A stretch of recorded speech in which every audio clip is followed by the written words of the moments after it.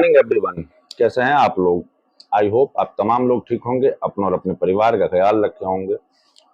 दोस्तों, वक्त है एक नई कहानी की और बांग्लादेश के प्रधानमंत्री शेख हसीना भारत सरकार को एक फोन करते हैं और फोन मिलाने के बाद कहते हैं कि उनका एक सांसद है जो इंडिया किसी काम से घूमने के लिए आया था, लेकिन उसका कुछ अता पता नहीं चल रहा है। उसके परिवार के लोग बहुत ज्यादा परेशान हैं। जैसे ही भारत सरकार को यह फोन आता है, उसके बाद भारत सरकार इसमें बड़ी एक्टिव हो जाती है, सक्रिय हो जाती है और सीआईडी और एसटीएफ का गठन किया जाता है। साथ ही कहा जाता है कि जितनी जल्दी हो सके उस सांसद का पता लगाने में अहम भूमिका निभाई जाए। साथ ही क्योंकि वो सांसद है और पड़ोसी देश के हैं, इसीलिए हमारी जिम्मेदारी बनती है कि वह मेहमान है और मेहमान के साथ कहीं कोई ऐसा वैसा कोई हादसा अगर हो गया हो तो पता किया जाए। जैसे ही ये बात एसटीएफ को पता चलती है, उसके बाद सीआईडी से मिलकर इस मामले की जांच पड़ताल करना जब शुरू किया जाता है तो पता चलता है कि सांसद का तो कत्ल हो चुका है। न केवल उनका कत्ल हुआ है बल्कि बकरे की तरह उनकी खाल को, उनकी चमड़ी जो होती है वो उसको उधेड़ दी जाती है। जैसे बकरे को काटा जाता है, ठीक उसके छोटे छोटे पीस किए जाते हैं। उसके बाद उसको पीस करने के बाद उसमें मसाले, नमक वगैरह मिलाए जाते हैं और उनको मिलाने के बाद उनको बैग में पैक करके इधर उधर फेंक दिए जाते हैं।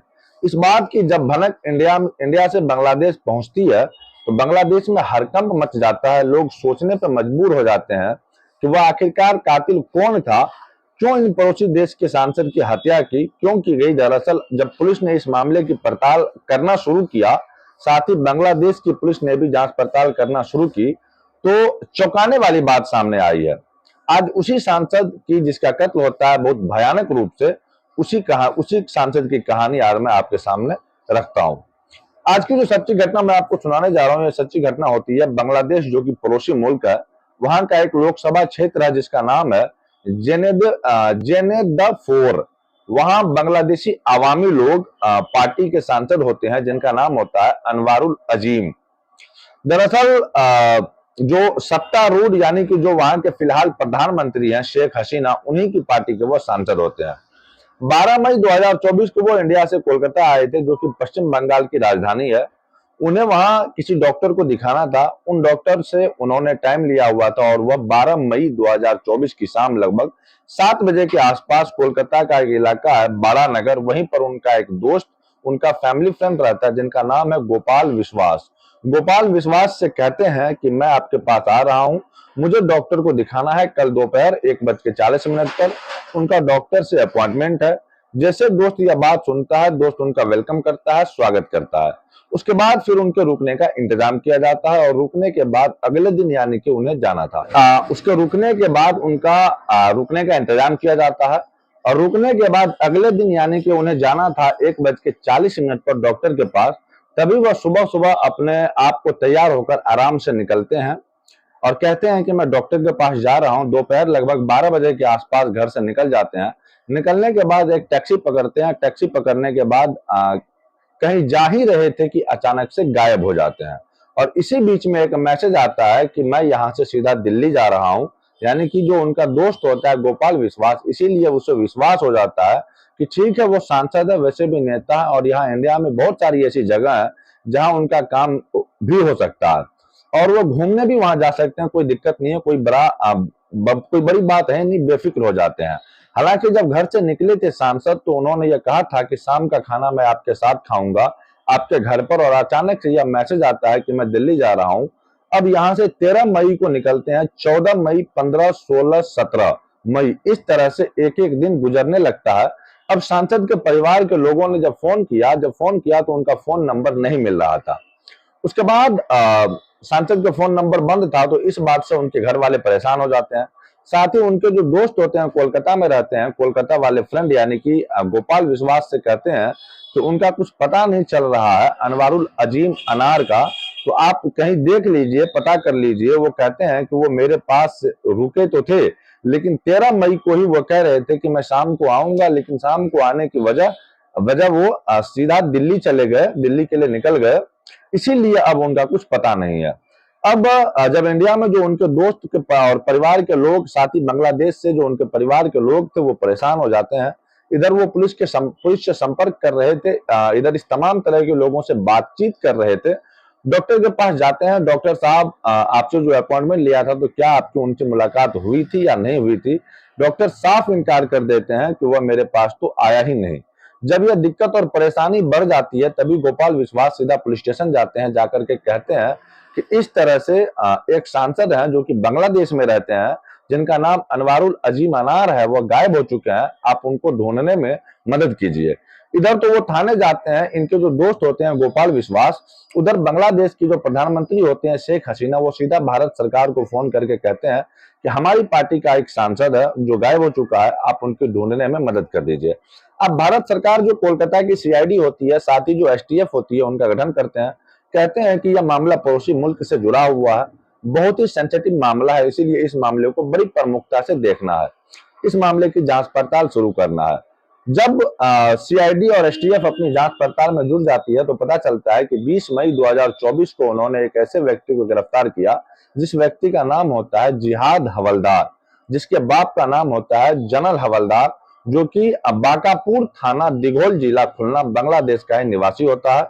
जब उनसे बातचीत की जाती है, उनकी पड़ताल की जाती है, तो वह कहता है कि साहब मैं मुंबई में रहता हूं, अप्रवासी रूप से मैं पिछले 2 महीने पहले ही यहाँ पर कोलकाता घूमने के लिए आया था।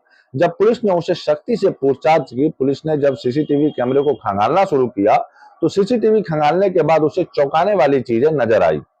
उसके बाद जब इनसे सख्ती से पूछताछ करती है तो पूछने के बाद ये जब जो कहानी सुनाती है वो कहानी वाकई पुलिस को भी हैरान कर देती है। दरअसल 30 अप्रैल 2024 को कोलकाता का ही एक इलाका होता है संजीव गार्डन, वहां पर एक फ्लैट जो किराए पर है, जो कि एक व्यक्ति होता है, एक बिजनेसमैन होता है, जो बताया जाता है कि सोने की स्मगलिंग किया करता था, अमेरिका का नागरिक भी है, साथ ही वह बांग्लादेशी का मूल निवासी भी है, जिनका नाम है अख्तर रुज्म शाहीन। इसने एक होटल में एक कमरा बुक कराता है, तो वहां पर एक मॉडल थी जो कि बांग्लादेश के ही रहने वाली होती है, लाती रहमान, और साथ ही श्याम नाम का एक व्यक्ति होता है, एक जिहाद हवलदार, साथ ही एक और व्यक्ति होता है जिसका नाम होता है अमानुल्लाह। अब अमान यह बैठकर एक मीटिंग करते हैं, मीटिंग करने के बाद ये प्लानिंग करते हैं कि देखो भाई, जो अख्तर रुज्म शाहीन वो कहता है कि जो सांसद है वो मेरे बचपन का दोस्त है और हमारा उनसे रिश्ता हमेशा से जुड़ा है। खास बात यह हो चुकी है कि मैं चाहता हूं कि उसे रास्ता से हटा दिया जाए, क्योंकि हमारे उनके रिश्ता के बीच में एक खटपन सा एक उत्पन्न हो चुकी है। इसके बाद इसके बदले में आपको 5 करोड़ रुपये मिलेंगे, यानी कि 5 करोड़ की रकम सुनने के बाद वो लोग भी जो कमरे में शामिल थे, सबकी आंखें खुली की खुली रह जाती है और ये तय होती है कि ठीक है, आप जैसा कहेंगे वैसा होगा। ये शाहीन जो होता है, इनको पूरी जानकारी थी कि कब इंडिया आ सकता है, कब आता है, कब जाता है, क्योंकि वो बचपन से उनका दोस्त था और businessman as a business partner भी था। अब इसी बात को देखते हुए सांसद 12 मई को यहाँ आए थे।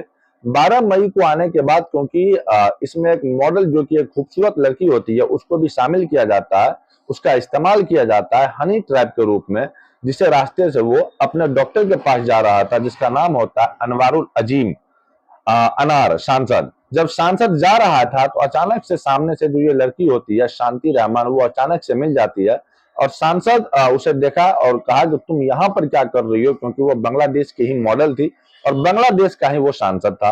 पड़ोसी मुल्क में, पड़ोसी इलाके में दूर दराज कहीं मिल जाते हैं अपने ही इलाके के लोग, तो उनको उनसे एक अलग तरह का मेल मिलाप हो जाता है। ये कॉमन नेचुरल चीज है, अलग अलग तरह की बातचीत होती है। वो एक दिन उसे देख के खुश हो जाते हैं।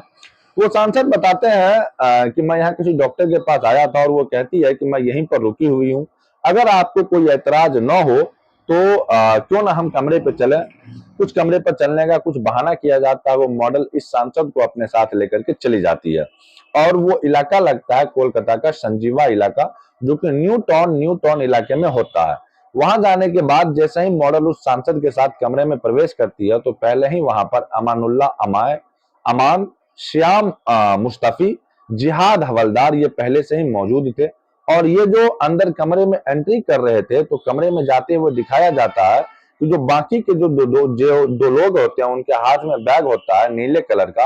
नीले कलर के बैग बड़े होते हैं, तब कमरे के अंदर जाते हैं और अंदर जाने के बाद इससे पहले कि कोई बातचीत का सिलसिला शुरू होता तभी ये तीनों और 4 जो भी साथी थे बुरी तरह से इन सांसद पर हमला कर लेते हैं, इनको पकड़ लेते हैं, जकड़ लेते हैं और हाथ पैर जकड़ने के बाद उस सांसद का गला दबाकर उनकी हत्या कर देते हैं। और गला तब तक दबाया जाता है जब तक कि उसका प्राण त्याग नहीं जाता। उसके बाद कहते हैं कि यहाँ से निकल पाना बहुत मुश्किल था, क्योंकि ये एक होटल है और होटल में सीसीटीवी कैमरे भी लगे हुए हैं। अब यहाँ से कुछ ऐसी प्लानिंग करते हैं जिससे लाश यहाँ से गायब हो जाए और किसी को इस बात का एहसास भी न हो, क्योंकि जो जिहाद हवलदार होता है वो पेशेवर कसाई होता है और मुंबई में रहता है। जब वो बांग्लादेश में रहता था तो पेशेवर में ही कसाई, पेशेवर उनका जो काम था वो कसाई का ही काम किया करता था। गोश्त काटना या किसी जानवर का जीव करना, उसका पीस बनाना, इस तरह से उनका ये प्रोफेशनल काम था। तो इसको इसीलिए उनको हायर किया जाता है और कहा जाता है कि 5 करोड़ रुपए जो दिए जा रहे हैं, इस 5 करोड़ में तुम्हारी भी हिस्सेदारी होगी, लेकिन तुम्हें काम बहुत ही शानदार तरीके से करना होगा। जैसे ही सांसद की मौत हो जाती है गला दबाने से, उसके बाद सांसद जमीन पर पड़ा हुआ था, पहले से ही छुरियां वगैरह तैयार कर ली जाती है। गोश्त काटने के जो हथियार होते हैं उनको भी पहले से तैयार कर लिए जाते हैं। और इस जिहाद हवलदार ने उस सांसद की जो चमड़ी थी, पहले चमड़ी को पूरी तरह से उतार लेता है, क्योंकि अगर यह कभी लाश मिल जाए तो इसके शव को ढूंढने में मिल जाए तो कभी इसकी मतलब इसकी पहचान न हो पाए। इसीलिए इसकी चमड़ी को बिल्कुल अलग कर देते हैं। अलग करने के बाद उसके शरीर के छोटे छोटे टुकड़े किए जाते हैं। टुकड़े करने के बाद उसमें कुछ मसाले मिलाए जाते हैं, नमक मिलाए जाते हैं। उस मसाले और नमक मिलाने का मकसद सिर्फ एक ही था कि ताकि ये लाश के पीस जहां भी फेंके जाएंगे, टुकड़े जहां भी फेंके जाएंगे, जितनी जल्दी हो सकेंगे गल जाएंगे। ठीक वैसा ही होता है। और वैसे ही करने के बाद, छोटे छोटे टुकड़े करने के बाद उसको पॉलिथीन में पैक कर लिया जाता है। और पैक करने के बाद ताकि उसमें से कोई ब्लड ना निकले, इसीलिए जब सूटकेस में उन्हें भर रहे थे तो सूटकेस में पहले से पॉलिथीन पैक करने के पहले पैक करने के बाद वो सूटकेस को वो आराम से पैक कर देते हैं और यहाँ से निकल जाते हैं। अब इन्हें की जिम्मेदारी दी जाती है, जो पुरुष होते हैं जिनकी जिम्मेदारी दी जाती है कि वो विभिन्न परिवहन मार्गों से, विभिन्न परिवहन साधनों से वो अलग अलग जाएंगे और उन पीसों को जहां भी मन करेगा उन्हें फेंक देंगे, डिस्ट्रॉय कर देंगे, ताकि यह जो टुकड़े हैं लाश के वो कभी किसी को मिल ही ना पाए। इसीलिए उन्होंने कोलकाता के आसपास का इलाका उनको चुना था। साथ ही वहां के भांग के जो कृष्णावर्ती का एक इलाका होता है, उस इलाके को चुना और वहां पर जो पॉलिथीन बनाई गई थी, उस पॉलिथीन से उस मीट को फेंक दिया जाता है। अब चाहे जो उसका जानवर इस्तेमाल करे या फिर कोई ऐसी चीज इस्तेमाल किया गया जाए ताकि जितनी जल्दी हो सके वो लाश के टुकड़े वो बिल्कुल खत्म हो जाए, ताकि मिल ना पाए। अब जो मॉडल होते हैं, मॉडल 15 मई को अमानुल्लाह अमन के साथ और साथ ही मुस्तफा मुस्तफिज और साथ ही श्याम उसके साथ निकल जाते हैं। अब बांग्लादेश, अब यहाँ पर क्योंकि यह अप्रवासी था, जिहाद हवलदार तो यही रुक जाता है और यहाँ रुकने के बाद वह आराम से घूम रहा था। लेकिन उधर जो सांसद होते हैं अपने घर नहीं पहुंचा, वापस अपने दोस्त के पास भी नहीं पहुंचा, उनका संपर्क टूट जाता है। 19 मई 2024 से उनका मोबाइल पूरी तरह से बंद हो जाता है। हालांकि इस बीच में उसका जो फोन था वो कोई और इस्तेमाल कर रहा था। 13 मई 2024 को जैसे ही डॉक्टर से अपॉइंटमेंट था, उसी दिन बताया जाता है कि हत्या कर दी जाती है और उसी दिन उसके शव के टुकड़े भी कर दिए जाते हैं।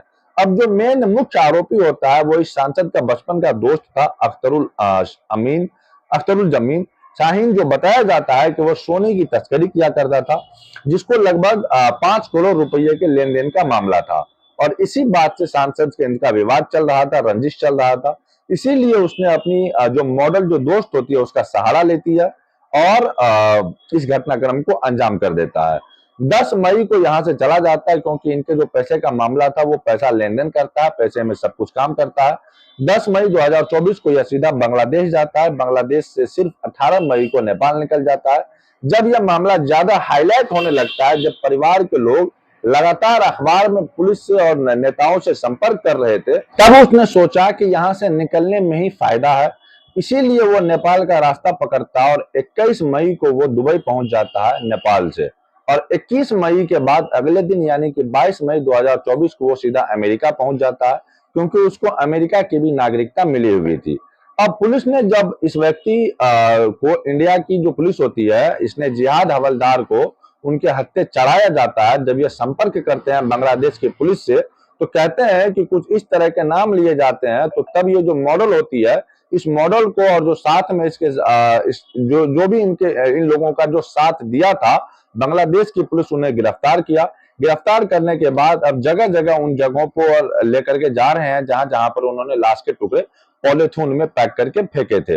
हालांकि पुलिस ने अभी इस घटनाक्रम का पूरी तरह से खुलासा नहीं किया है, लेकिन जिस तरह से मीडिया में ये रिपोर्ट चल रही है उससे साफ जाहिर हो चुका है कि 1 करोड़ के सोने की लेन देन को लेकर के सांसद के उसी के बचपन का दोस्त जिसका नाम होता है अख्तर रुजुम माशाहीन, इसने कुछ साथियों से मिलकर जो कि सभी उन्हीं सांसद के कहीं ना कहीं से एक दूसरे से कनेक्टेड जुड़े दोस्त थे, उसके जो कि सभी साथी बांग्लादेश के ही रहने वाले थे, लेकिन जिन्होंने जिस तरीके से इस हत्याकांड को अंजाम दिया वह वाकई अपने आप में बहुत भयानक होता है। न केवल उस सांसद की पहले चमड़ी निकलवाई जाती है, चमड़ी निकलवाने के बाद उसके शरीर के छोटे छोटे टुकड़े करने के बाद पॉलीथीन पैक किए और उसके बाद सूटकेस में पैक करने के बाद जगह जगह फेंकवा दिए गए।